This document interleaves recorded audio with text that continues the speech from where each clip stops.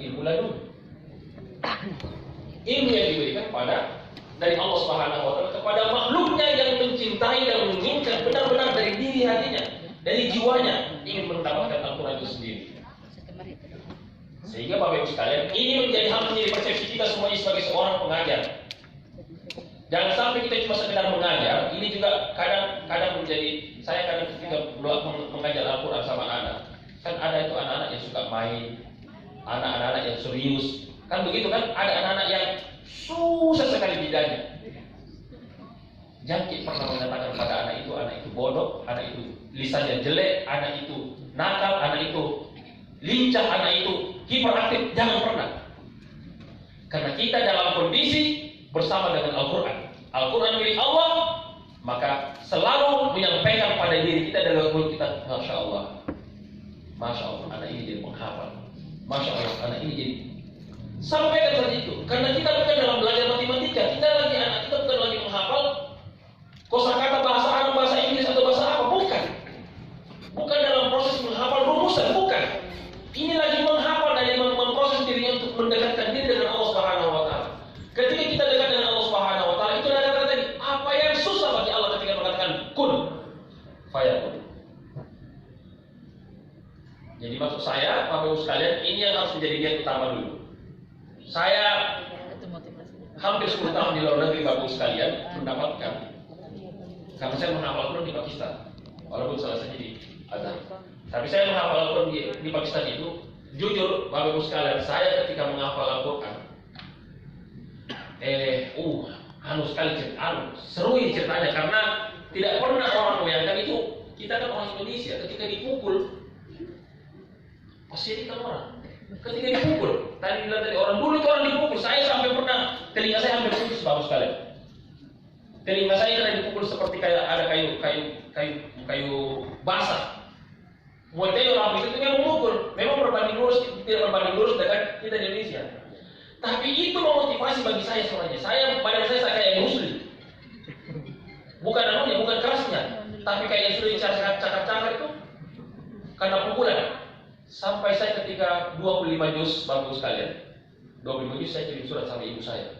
Bu, jauh-jauh tak itu pergi kirim anak tak ke sini untuk menghafal Quran, baru saya kirim foto. Waktu itu kan tahun 1993-94 saya sudah di luar negeri menghafal. Itu susah, tidak ada, bilang tidak ada WhatsApp. Jadi kita kirim surat, kirim email waktu itu, apa namanya bisa lupa. Kita kirim waktu itu, saya kirim gambar belakang saya. Maksud saya memberikan imbas kepada orang tua, pikir anakmu ini, masa jauh-jauh ke luar negeri, pergi hanya jadi pukul di seksa. Luar biasa. Kalau saya lagi melihat di sini darah di samping kanan, mereka sekali saya pilih foto, baru kirimkan lewat email. Apa ibu sampaikan pada saya, dan saya berusaha mengambil hatinya, tolong bu, anak tak ini. Lihat ibadahku begini. Tapi apa jawaban seorang ibu waktu itu, dan itu yang membuat saya selesai. Nah, jangankan kamu berdarah, jangankan kamu terluka, mati pun ibu rela kalau dengan Al-Quran. Ibu ini bukan bapak. Kalau bapak kan ibu ini yang punya rasa. Kenapa saya kirim itu ke ibu? Karena saya pikir kalau bapak ayah kan agak sedikit streng-streng, belajar kok, Ibu jawabannya simpel, singkat. Jangankan kamu berluka begitu, jangankan kau berdarah, nak. Mati pun ibu rela kalau kena Al-Quran.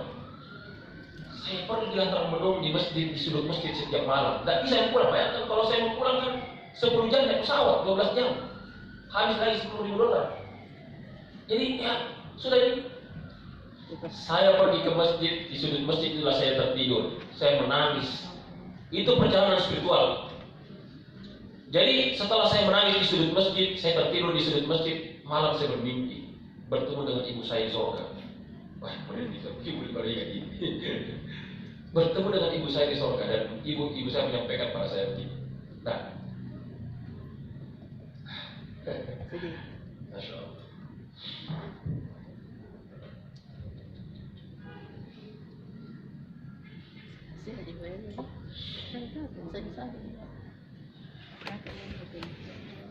Mahkota itu adalah hak saya, dan jangan memberikan pada orang lain. menatap itu mahkota. Akhirnya saya terbangun jam 3 malam. Jam 3 malam lah saya terbangun dan membaca 5 juz itu. Saya tidak tahu kenapa 5 juz yang belum saya hafalkan itu saya baca dalam sekali sholat sampai duhur, sampai subuh. Besok subuhnya saya menyetor pada guru saya. Guru saya juga heran. Dari mana kau dapatkan ini? Kemarin saya pukul kamu. Kemarin kau yang saya pukul begini dan apa semuanya. Kenapa tiba-tiba kau menyetor 5 juz dalam satu setoran, satu kali penyetoran? Saya bilang saya juga tidak tahu. Saya sudah komunikasi dengan orang tua dan apa kata orang tua bilang, apa jawaban ibu saya waktu itu? Iqbal, itulah yang diinginkan orang tuamu dan itu doa orang tuamu itu yang sampai ke Allah sehingga Allah mengabulkan itu dan memberikan ladun kepada dirimu. 5 juz saya selesaikan dalam 1 malam, 25 juz saya selesaikan dalam 2 tahun. Akhirnya guru saya memberikan informasi bahwasanya kamu selama ini berpikir kalau Al-Quran itu adalah milik otakmu, kalau Al-Quran itu adalah milik rasio, milik IQ-mu. Padahal bukan. Al-Quran bukan diperuntukkan pada orang yang cerdas, tapi Al-Quran diperuntukkan pada orang yang ikhlas, orang yang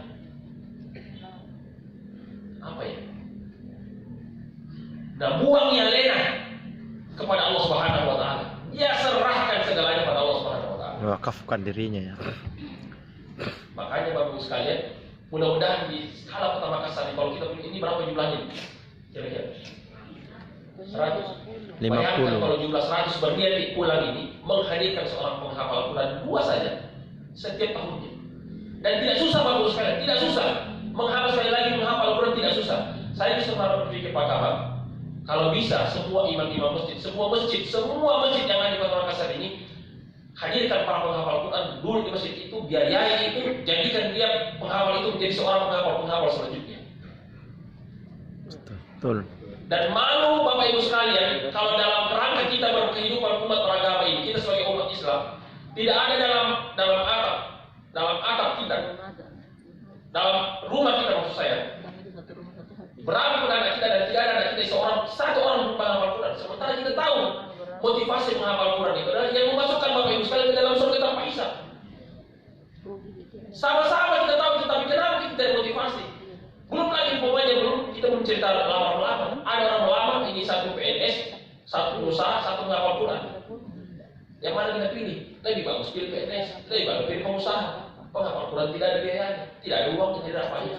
Karena kita berpikir duniawi. Saya cerita lagi waktu saya melamar. Iya, saya melamar waktu itu, saya juga tidak tahu istri saya ini orang siapa, saya tidak tahu. Saya pergilah melamar, terus melamar ke sana ditolak, melamar ke sini ditolak. Karena saya punya, ya biasa kita di Pakistan kan lihat orang cantik, selalu lihat orang cantik. Orang India itu kan rata-rata standar lah. Dan bilang orang, biar kau tutup matamu, kau cari pasti orang cantik dapat. Pulang ke Indonesia, mohon maaf kita ada pulang. Jadi susah mencari kriteria itu.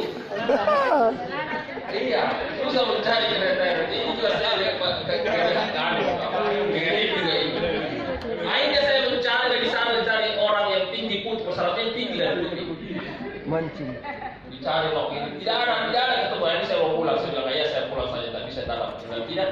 Kamu ayah berdosa, kamu tidak boleh pulang lagi ke sana kecuali menikah. Karena kamu lihat mau kembali menikah. Kapan kau tidak menikah, kamu akan, karena saya memang ditawari menikah dengan orang Pakistan, orang Hafizah dulu. Tapi ayah saya tidak setuju karena saya khawatir jangan sampai saya menikah orang sana, saya tinggal di sana sementara saya dibutuhkan di sini. Jadi ayah saya tidak. Jadi ayah saya bilang kamu tidak boleh pulang sebelum menikah. Karena kapan kau pulang sebelum menikah pasti kau ambil itu orang Pakistan. Dan pasti ayah kehilangan anak laki-laki tertuanya. Akhirnya cerita punya cerita dapatlah kita. Saya juga tidak tahu, tiba-tiba dia rupanya cucu mantan ketua DPR. Dia orang keturunan Arab, orang Bulukumba. Kalau levelnya kita benar-benar santri, tahu? Santri ya, pesantren. Kalau kita memiliki pesantren gombal itu kita pemiliknya, tapi kan beda tuh kalau PNS, banyak uangnya, apa semacam. Kita lagi melamar cucunya, tetap orang Arab, nah itu kan orang Arab perempuan tidak boleh boleh dikeluarkan itu anak. Kalau laki-laki boleh keluar, tapi kalau perempuan jangan kesalahan Arab. Kita ini bukan Arab maklum sih. Satu di pertanyaannya orang tuanya, apa kerjanya? Penghafal Al-Quran. Selesai Al-Quran 30 juz, tidak ada cerita. Rupanya orang Arab suka tahu begitu, walaupun ini mancing-mancing sedikit hidungnya. Iya, beda tidak ada asli dalam Arab. Saya diterima kabar itu hanya karena proposal itu. Disitulah saya membuat. Saya tanya itu kakeknya, Arsyad Abu. Dia bilang, kenapa kita terima istri? Kenapa kita terima? Saya terima karena saya sudah capek dengan dunia. Mau coba-coba lagi penghafal Quran. Tiba-tiba waktu itu dia penghafal Quran, rupanya jadi anggota DPR 2 periode. Masih ada beliau itu sebelum beliau meninggal bersama dengan istri, menggantikan posisinya sebagai anggota DPR dari fraksi yang waktu itu.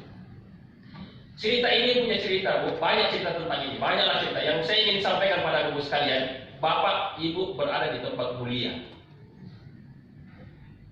Bapak ibu menghasilkan satu penghafal Quran, maka jaminan bapak ibu pasti masuk surga, pasti yakin masuk surga. Amin. Satu orang kita hasilkan menjadi seorang penghafal Quran, 1000% pasti kita masuk surga. Tidak ada lagi alasan tanpa hisab. Tidak ada lagi tanda tangan itu dulu. Kan kita pernah dengar cerita hadis Qudsi kan, yang ceritanya tentang bagaimana seorang penghafal Quran tidak mau masuk dalam surga.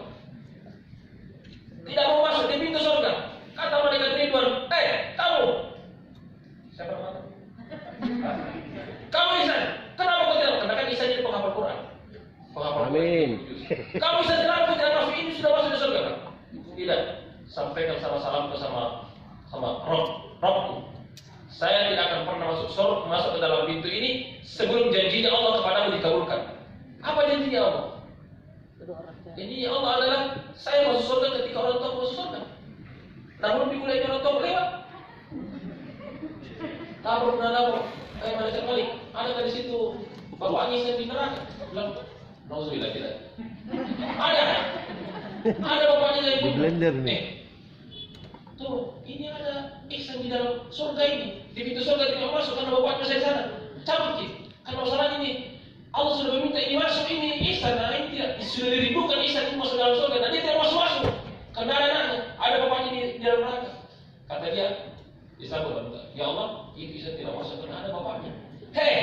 Wahai malaikat Ridwan, sampaikan salam rinduku kepada Ihsan, dan apapun yang diinginkan, kabulkan ia karena ridho. Sampaikan diri kepada Ihsan, begini orang itu tidak. Lihat orang tuanya sih, alhamdulillah. Sampai kemarin, lihat orang tuanya masuk. Belum masih ada tante saudara guru mengajiku. Antami guru mengaji. Nah, lagi.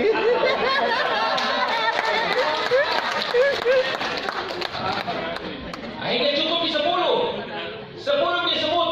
Dia bilang lagi Ihsan, belum sampai kalau belum mau masuk. Kenapa udah 10 dikasih ini masuk pendek. 10 nanti kamu masuk. Tidak, minta lagi apa yang diinginkan. Pokoknya apa yang diinginkan oleh Ihsan, kabulkan dia.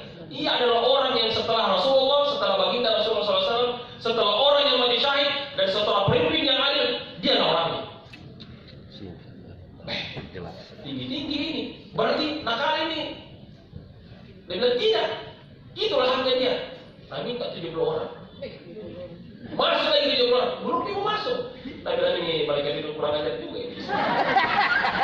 Tapi Ihsan tahu bahwasanya Allah itu akan rindu sama dia, begitu rindunya Allah kepada penghafal Quran sampai dia berkata, anjir itu cepat kasih masuk. Nah ini juga dia tahu juga dirinya Ihsan, tidak mau juga masuk kecuali kasih masuk semua orang.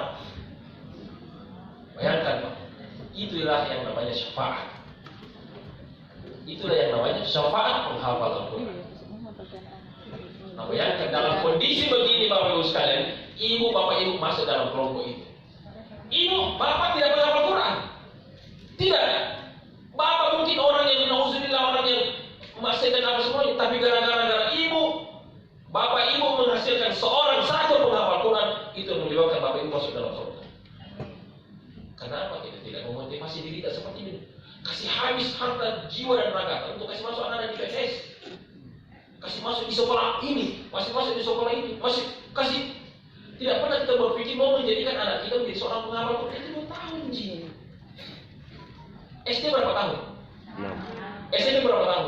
3. SMA berapa tahun? S1 berapa tahun? S2 berapa tahun? S3 berapa tahun? Profesor berapa tahun? S10 berapa tahun? Sampai UTL, STL, berapa tahun kita dapat itu kok? Dan mohon maaf, titel saya yang mungkin S3, S apa semua ini tidak ada, bukan tidak bisa berhak masuk kemasukan ayat dan surga, karena ada titel di belakangnya. Bisa menjamin itu. Nah ini 2 tahun di Bapak sekalian, 2 tahun di alam satu anak kecil paling enak menyerap. Sekarang motivasinya Bapak sekalian, kondisikan itu anak. Bayangkan anak kita sekarang tidak mengajar untuk tidak offline semua ini. Buat bikin tadi programasi kita buat virtual. Program apa? Kita cuma mengaji saja. Jadi ada sistem mengaji itu Bapak sekalian. Kita menghafal, cara menghafal cepat. Kalau saya, model saya. Biasanya kalau banyak kita menghafal itu, anggaplah qul a'udzu birabbin nas. Diulang. Jangan matikan. Diulang. Atau qala fama khatbukum ayyuha, atau qala al-mala'u alladhina kafaru min qawmihi la in ittaba'tum shu'ayban innakum idhan la khasirun. Diulang. قال الملأ الذين كفروا من قومه لئن اتبعتم قال الملأ الذين كفروا من قومه قال الملأ الذين كفروا من قومه قال الملأ الذين كفروا 10 kali ulang selesai masuk lagi la'in tabattum syu'aiban innakum idzan la khasirun la'in tabattum syu'aiban innakum idzan qala al-mala'u alladziina kembali lagi begitu terus.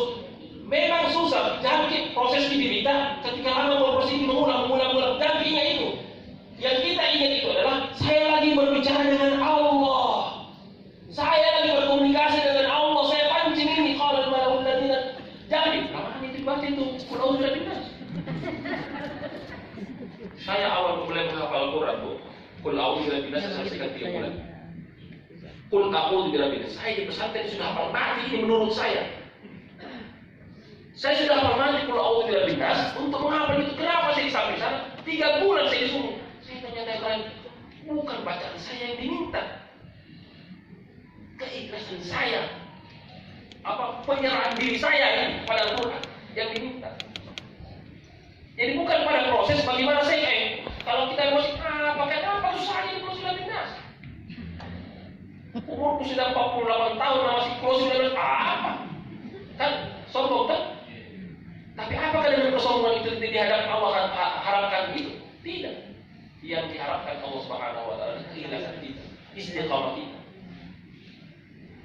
Nah ini yang menjadi kadang kita salah berprasangka, salah persepsi terkait dengan bagaimana kita metode menghafal Al-Quran. Karena selalu kita berpikir kita gitu. Padahal mengulangi hafalan sampai tak kolok-kolok itu bukan memproses bagaimana memproses diri kita membiasakan sebenarnya menyuruh shin tin shot. Bukan Tuhan. Itu cuma metode saja, tapi bukan itu yang kita butuhkan. Yang kita butuhkan adalah bagaimana kita masuk bersama dengan nuansa kayak dunia bersama dengan Allah. Saya kayak membaca semuanya. Walaqad khalaqnal insana wa na'lamu ma tuwaswisu bihi nafsuhu wa nahnu aqrabu ilayhi min hablil warid. Dalam nuansa kayak berada di dalam gabungan bersama dengan tenang pasal. Jangan jauhnya. Walaqad khalaqnal insana wa na'lamu ma beda tomi. Hadirkan coba. Sama juga dalam guru ngaji, kita guru mengaji dan oi, bawain anu. Baik ngaji. Oi, bawain anu.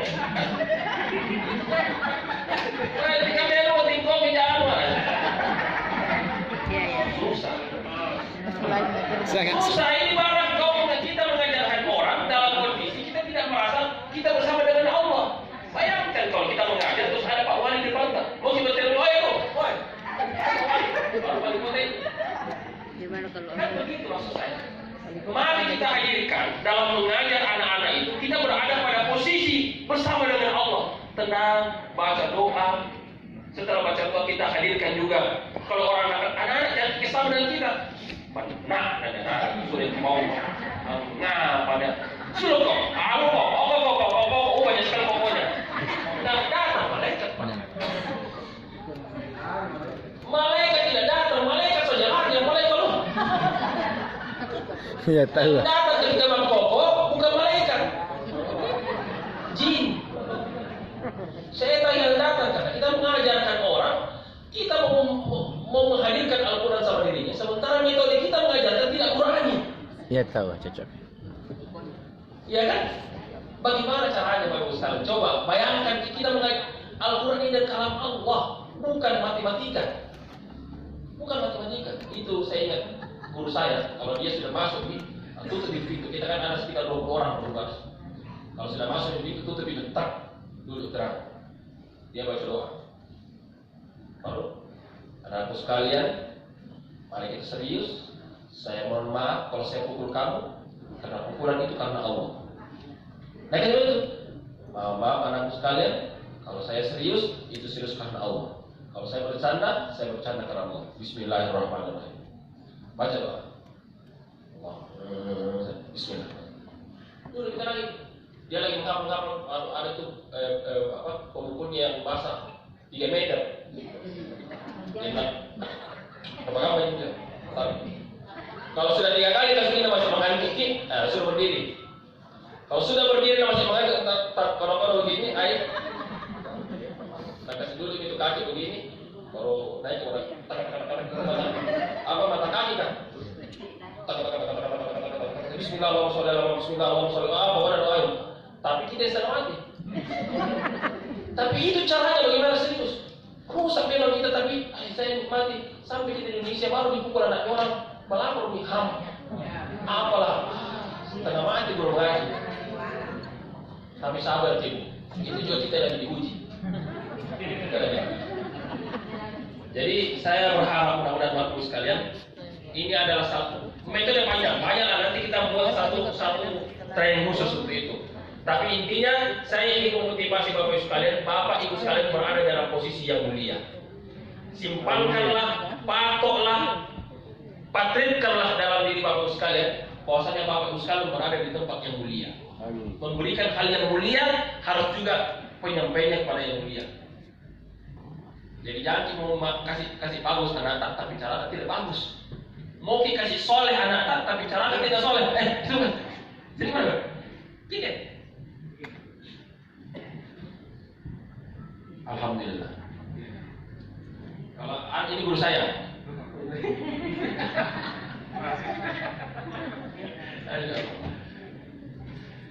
Jadi itu maksud saya, Bapak sekalian. Saya ingin kita semuanya memperhatikan ini. Jangan sampai kita berniat mengajarkan Al-Quran, tapi jiwa kita tidak Qurani.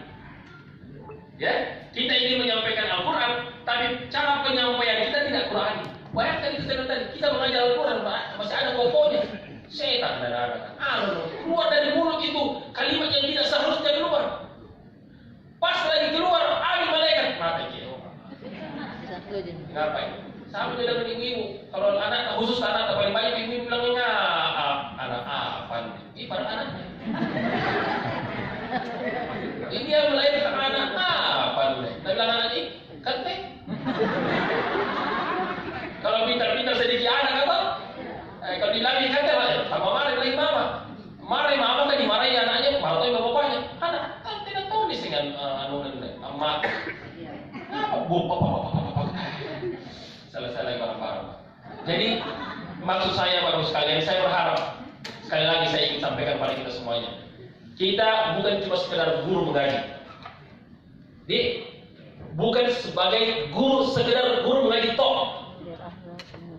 Bukan guru fisika, bukan guru kimia. Kita ini guru di hadapan Allah Subhanahu wa taala. Jadi bayangkan kalau lagi mengajar ada Allah di samping kita. Ada Nabi Rasulullah SAW, ada para salafus salih di samping kita, ada para syuhada di samping kita, ada para penghafal Quran di samping kita. Ini harus kita jiwai sehingga malu untuk melakukan sesuatu yang tidak baik. Bisa dipahami kira-kira Ustaz? Kalau yang tadi yang mengaji di kode kita sudah itu, kode begini sholatonnya 30 juz Tommy, Dokter Profesor Tommy, Gubernur Tommy, Presiden kan? Apa? Terserah, bayangkan. Nanti semua nih.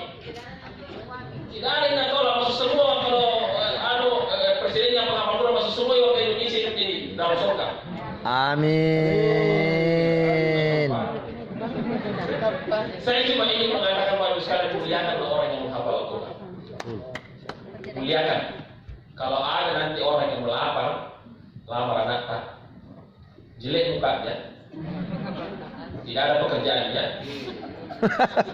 tapi langsung dia bilang saya menghafal Al-Quran, coba ya, oke. Bukan dulu coba dulu makanya, dicoba mas.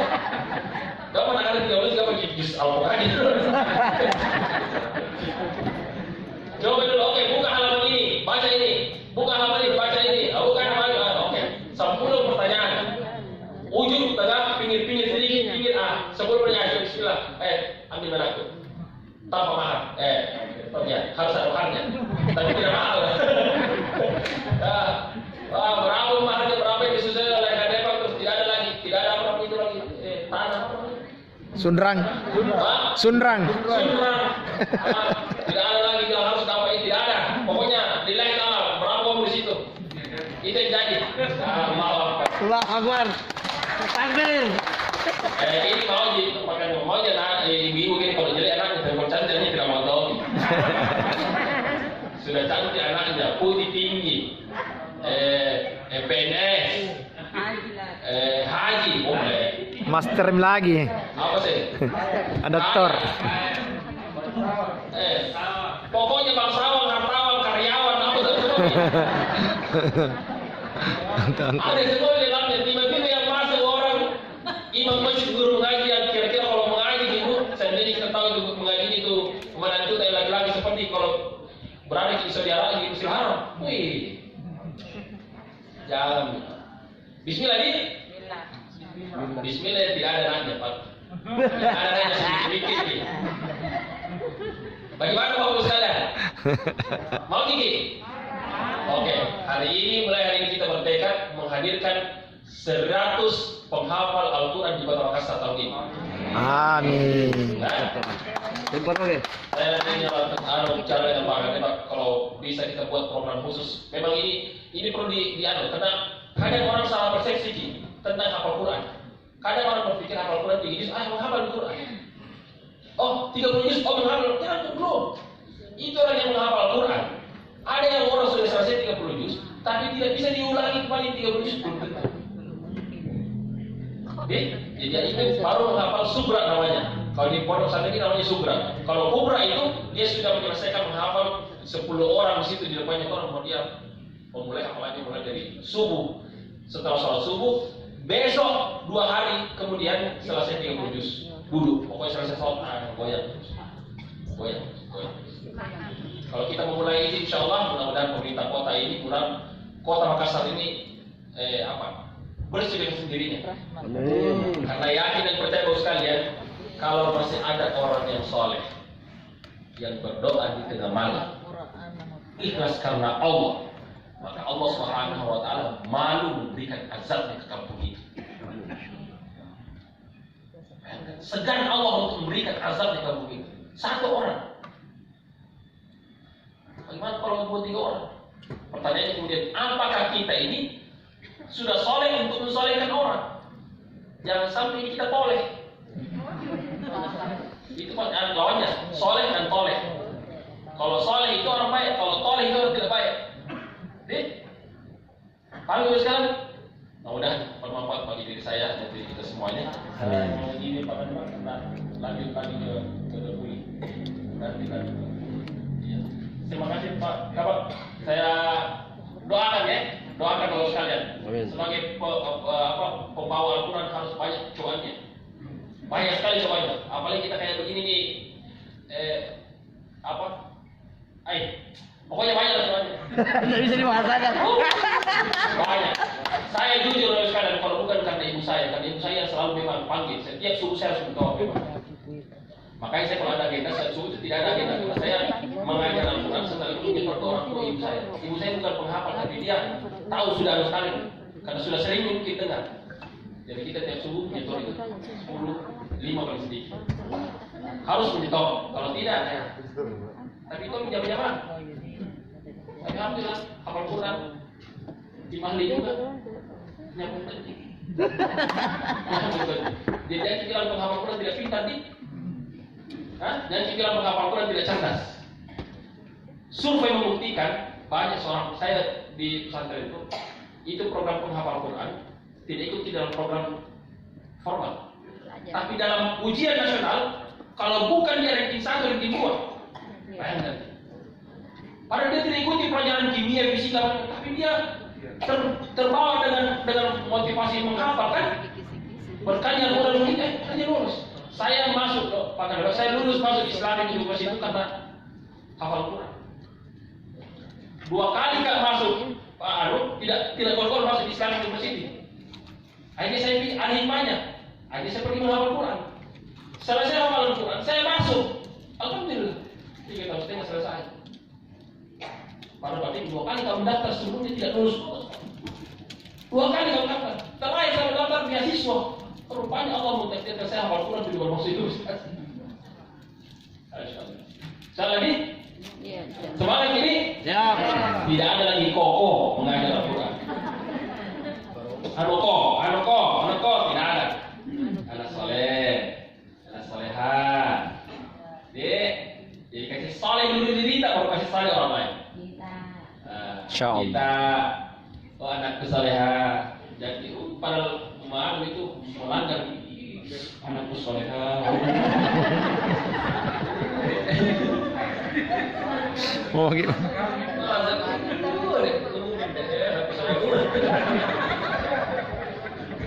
Gampang salah itu. Salah ini, jazakumullah khair, mohon maaf atas segala kekurangan dan kekhilafan yang saya sampaikan. Kalau ada yang tidak berkenan, mohon maaf. Kalau ada yang berkenan, kita bisa konsultasi dan komunikasi nanti di lain kesempatan. Saya berharap Bapak Kisra, teman-teman yang ada di guru mengaji dan garda terdepan di Al-Quran ini dimuliakan. Saya berharap dimuliakan Pak Kawan Kisra kalau dia bisa menghasilkan satu penghafal Al-Quran. Tahu begini? Kalau belum dia ada hafal Al-Quran yang kita hasilkan, belum begini. Butuh waktu. Itu motivasinya. Guru mengaji, kalau ada tapi janji yang penghafal Quran kita ambil di guru sudah menghafal. Yang kita bina dari awal. Kalau ada binatang dari awal sudah selesai hafal Qurannya, lapor di Bapak Kisra. Mudah-mudahan ada hadiah umrah kah, hadiah apakah? Mantap. Tapi para penghafal, bukan gurunya. Kan kalau begitu motivasi kita.